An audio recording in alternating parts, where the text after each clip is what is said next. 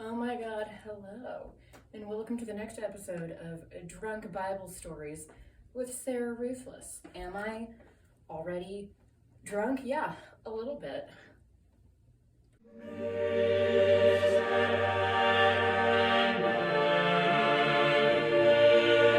So today, we are going to be doing the story of Lot's wife. Like, it starts at an 11, and then it just gets worse. So have had some beverages, but I think I should spend some time with the Lord. So I'm gonna do that, and then we'll come back and we'll begin. I got so high that I saw Jesus, but I don't have the rights to use the real song. Okay. I realized as I was trying to pick the next story, I was like, you know what? I don't think I can go on telling stories about the Bible until you know this one. This one broke my brain. It just doesn't make any sense to me. It just doesn't make any fucking sense to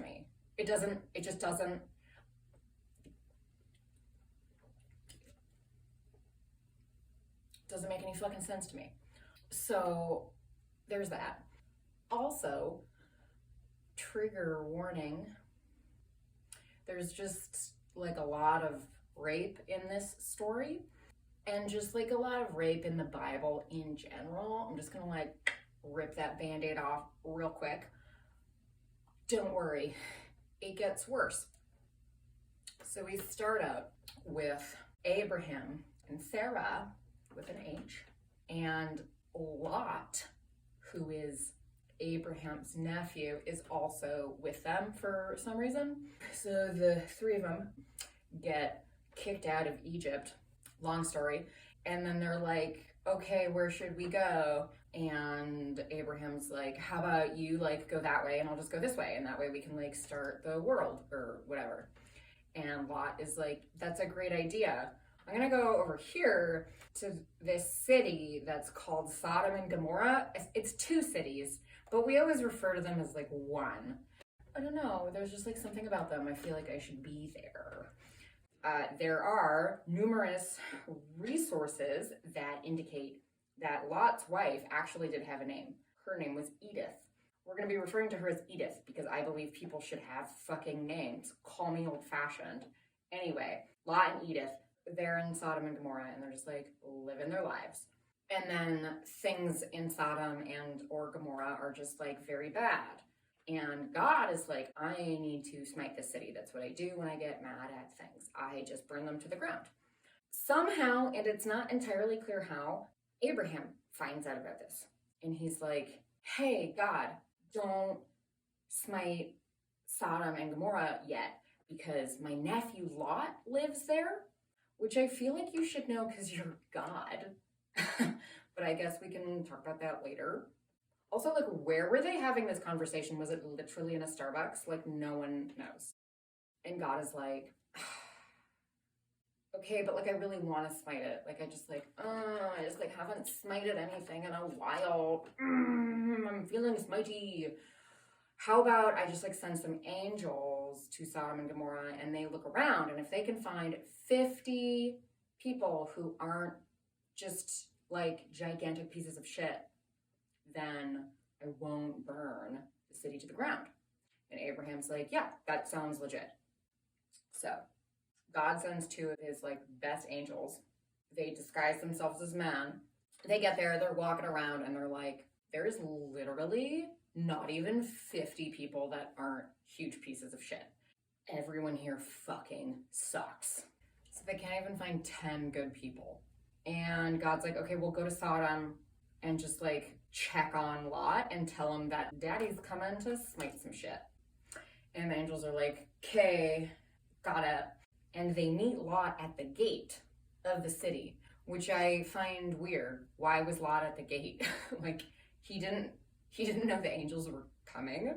Unclear. Anyway, Lot is like, oh my God, you guys are fucking angels. Like, holy shit. Would you like to come home with me like immediately? Because shit's about to get like really fucking gnarly, and I don't think y'all are ready for it. And the angels, who I can only presume were either trying to test Lot, or they were like, wait a minute, we are angels, and like we're away from God for the first time, possibly ever. Maybe we should like use this as an opportunity to go like do fun human things. And Lot's like, no, seriously, like I don't think you guys are fucking aware of the situation. And they're like, oh, okay, fine, Lot. Ugh. Also, potentially though, you passed our test, so good job, we're not gonna smite you now. I mean, God, who we're here for. Lot brings these two angels home. And he's like, Edith, babe, we've got company. And she's like, oh my God, honey, you didn't tell me. You should have told me. Hi, I'm Edith, by the way. I'm your wife. I have a name. I fucking matter. Okay, but seriously, like, should we make something special for them?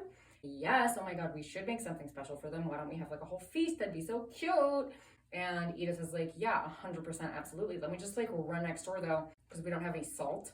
Edith runs over there to the neighbors and she's like, hey bitch, Lot has some fancy new people over. Could I please have some salt? Somewhere in that time period, the whole city, okay, not like the whole city, enough that it's like a threatening mob situation forms outside of Lot and Edith's home. And they are just like knocking on the door. And they're like, hello, we heard that you had some like hot guys over. We're very horny. We would like to fuck them, please, now, thank you. Please, can we please fuck your guests? And Lot is like, no, you cannot fuck my guests. Jesus Christ. I'm allowed to say that. He doesn't exist yet. And they're like, we literally do not care. We want to fuck your guests. And Lot comes up with this idea where he's like, hey, okay, how about an alternative solution? Instead of fucking them, you, oh my God, what the fuck is wrong with me? Fuck my teenage daughters instead. They're teenagers and virgins and teenagers, which is another way of saying minors, which is a fancy way of saying children. And the angels are like, Lot? What in the actual motherfucking fuck of fuck is fucking wrong with you? And even the crowd is like, Lot, dude, that was fucking weird. That was like a weird thing to say. You should feel really weird about it. So the angels just like go into the audience and blind all of the people in the mob. And then they had to leave. I haven't even gotten to like the part that fucking matters. Oh my God. Okay, so the next morning, the angels are like, okay, dude, you gotta wake up, Lot. Like the city, it's going down. The whole thing, you should leave. And Lot's like, but I don't want to. It sounds hard. I hate hard things. And they're like, we know, baby. Oh my fucking God, this guy, I can't deal with him. No, I know. Like, I can't deal with him either. But seriously, you gotta get your fucking family the motherfucking fuck out of here. Yeah, so God's like, yep, burning the city down. Yay, getting my smite on. I'm a dick. Then Lot's like, okay, but wait, where am I gonna go though? Like, where are we gonna go? And the angels are like, oh my God, I don't fucking care. Go to Zor, which is the name of a nearby city apparently. And Lot's like, ew, I don't want to. Okay, well then go into the hills and live in the hills. And Lot's like, gross, camping, ew, no. And they're like, dude, I don't know what to fucking tell you. And Lot's like, okay, oh my God, I'll go, but like, I'm not happy about it. And the angels are like, great, awesome. Also, by the way, like when you're leaving, just like don't look behind. Go to wherever the fuck you're going and get out. And Lot's like, yeah, I got it. This story makes me so fucking mad. Lot and Edith and the two daughters run away from the city. And all the Bible says is that as they were fleeing, Edith turned around and God was like, nope, don't like that. Do not like you turning around at all. I know, I'm going to turn you into a pillar of salt, because that makes fucking sense. What? It's such an arbitrary thing that has not happened in the Bible, nor does it ever happen again. Some scholars believe that like, oh, the reason why Edith was turned into a pillar of salt is because she went to the neighbors for salt. And then the whole city found out that Lot had angels over for dinner, which started the riot, which led to the city being smited. But here's my thing with that though. Lot absolutely walked through the whole city with those angels earlier. And also, God was 100% going to smite the city anyway. You know what I mean? At least when I was a small child, the way that it was told to me was Edith was fleeing and she was like, no, my hometown. That's where we used to have sex and do debauchery all the time. Oh no, now we're like running away and we're gonna have to like be good now and boring. Ugh, hate that. And that's why God was like, oh my God, you miss the town that I have smited? It's actually really fucking weird that you have feelings about anything. I'm going to turn you into a pillar of salt.